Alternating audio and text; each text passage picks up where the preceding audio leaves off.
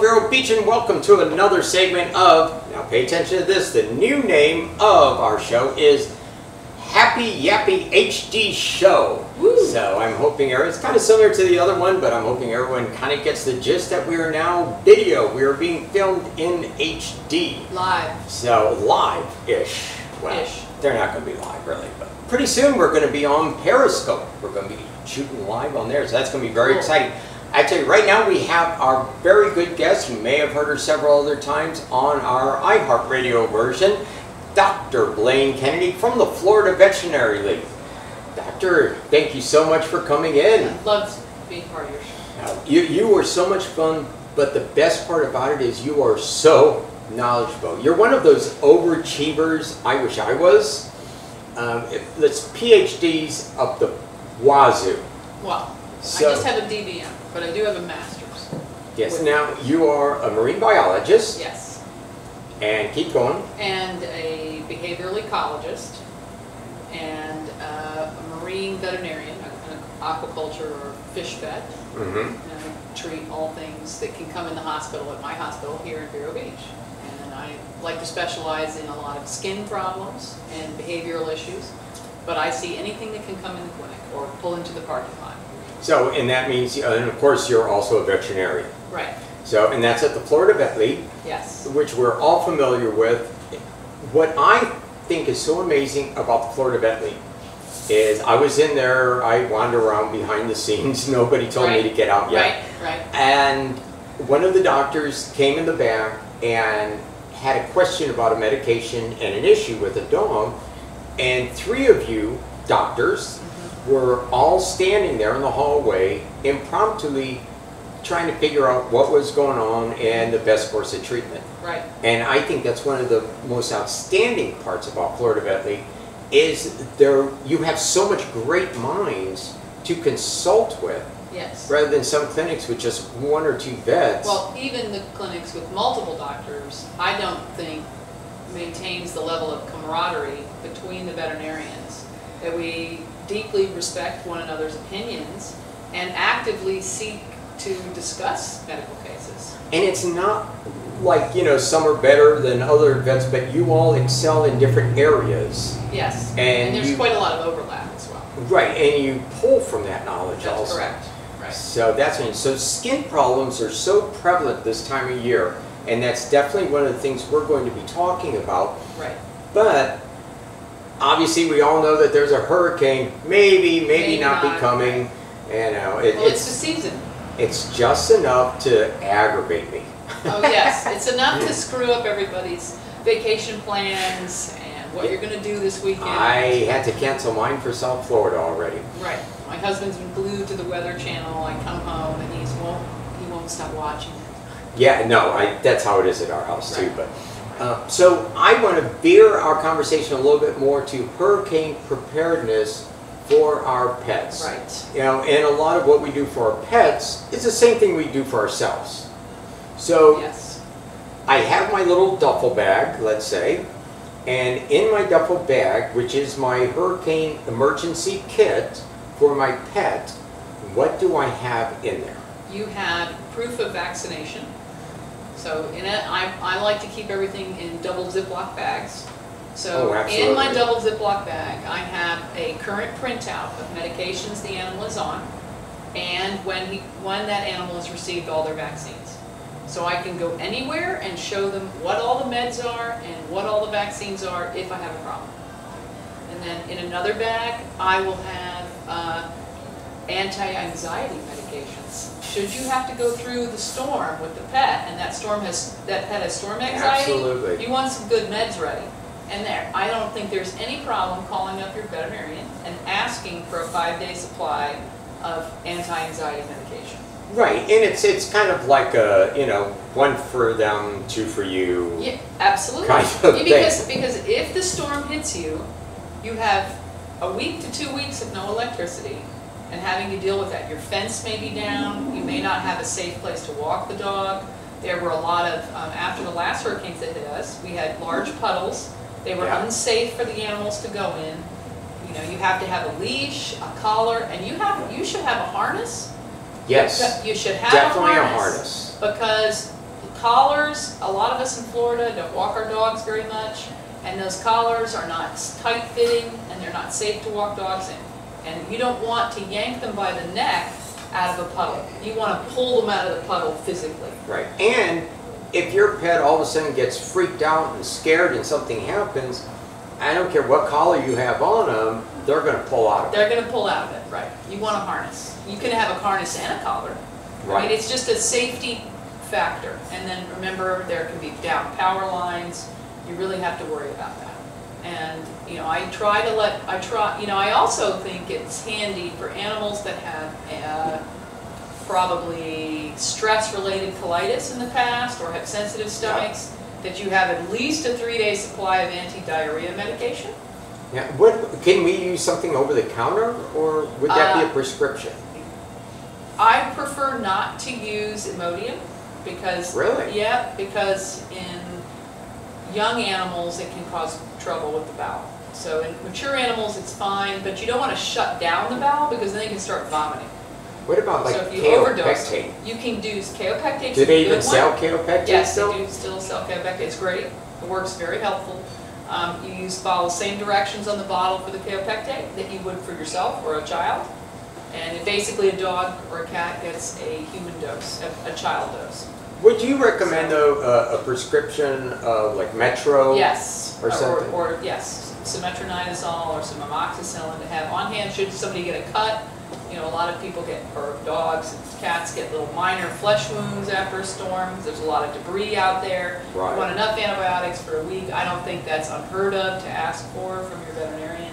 Just to have a little safety. Bandage material is helpful because That's if your right. dog gets a cut, you know, they get cut pads and stuck toenails bleed like there is nobody's business. Yes, definitely So carry some quick stop. You want some clot, you want some quick stop, you want some bandage material because should that happen to you, it will bleed and bleed and bleed. And no one is going to really help you for a toenail.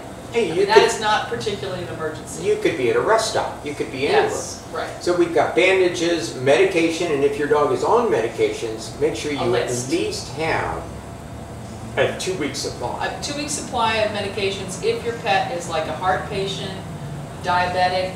I mean, you want to be ready for that stuff. And food? Food.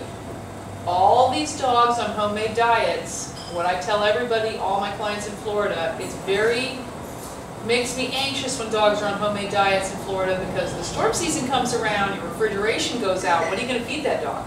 And you can't replicate it by going to the grocery store. You can't, right. And there's no hurricane pack for that. It is helpful to have the dog at least on half a ration of regular dog food should you not be able to do your homemade diet. All right? Or you be prepared with dehydrated, vacuum-packed bags of homemade diet. And that brings us also dehydration, carry your own water supply. Carry your own water supply. They have those nice collapsible bags now, which are really helpful. Yep. And polyethylene bags, and you can carry your own water. Very helpful to have Pedialyte if someone gets diarrhea. Absolutely. Someone's vomiting, they need potassium. And you have to be able to replace those electrolytes. And you got to remember too, if you're gone somewhere and you've got a big storm, when you start getting about halfway down on your water and there's nowhere you can buy bottled water or anything, you need to start slowly replacing that with the water of your location so that it changes gradually. Yes, gradual changes are important, especially for cats. If you don't gradually change their water, they're likely to not drink at all, and then you're in a big, serious situation. That cat's going to get a UTI, it's going to get dehydrated, it's going to get constipated. So that's especially an issue with cats and small dogs. And it's so difficult traveling with pets to begin with. That's one of the reasons why over at Blue Ribbon Boarding and Grooming, we have a large boarding facility. You guys have an amazing facility. We do. And when we built it in '04, which withstood the 2 big hurricanes we had. The 2 direct hits. Yeah. It was all poured concrete walls. The trusses were larger than specified for the Miami-Dade Cat 5 hurricane standard. Right. They recommend strappings, which are little metal things that hold everything down, like every 3rd thing. We did every single one. and we did larger and... That's why everyone, I know people who want to stay at your place for hurricanes. They do. The humans take their pets just so they can stay at Blue Ribbon. This is true. This is not a lie. I just did my inventory literally, and I have, bring all your own beds and everything, but I have 6 air mattresses that we never used yet, because I just bought them just in case. We have batteries, we have generators. Knock on wood, we'll be able to hook up 2 generators to the 1 AC unit in the kennel, so we can keep the AC running in there. In theory. In theory. It's kind of hard to figure that out. But anyways, but either way, we're going to have refrigeration, we're going to have fans, we're going to have a facility that is safe. The police department already knows we're a facility. You're in high ground because you're next to the railroad track. Right, we're in high ground, and we have the capability. The police already know that we're a shelter for pets. A designated shelter. But for people also. Yes. So, yeah, last hurricane we had maybe about a dozen or so people staying. Everyone pitched in. Everybody helped take care of the 200 and some pets. I will tell you that I had a strict policy at my own hospital, when I had my own hospital, that when we had the storm, every single one of the 75 animals got anti-anxiety medication. They got, anti-diarrhea medication the day of the storm, because they were in their cages for 12 hours. Well, we had And then we had volunteers, we had 10 or 15 volunteers come and help us take care of those dogs and cats. And the only dog that got diarrhea was my dog, who had cage anxiety. You know, and we had 3 kennels after the first hurricane in town get destroyed during the first hurricane, and they evacuated all their pets to us. Yes. But I'll tell you, our building is so quiet. Not a bird, not a dog, not a cat made a peep, and the second one was a long time. But they were all clean, they were all patient, they were quiet, nobody got freaked out. So, but in Blue Ribbon Grooming is at 1525 10th Avenue, right here in Vero Beach, right behind Kmart and the Majestic Theater. In case anyone wants to pre-book for the hurricane season, you can. There's no charge for it is that. A really good idea to pre-book. I mean, absolutely. If you're a person with a cardiac problem, on serious cardiac medications, or renal failure person, you want to have your animal in boarding when a storm comes. Right. And you want to talk to your doctor about what their plan is for you. And then you have to make animal plans accordingly. Right? We had people who left their animals with us for 2 months because of their medical conditions after the storm. Oh wow! Well, we have you beat. And having people evacuated. We had dogs for up to 8 months because their houses were destroyed.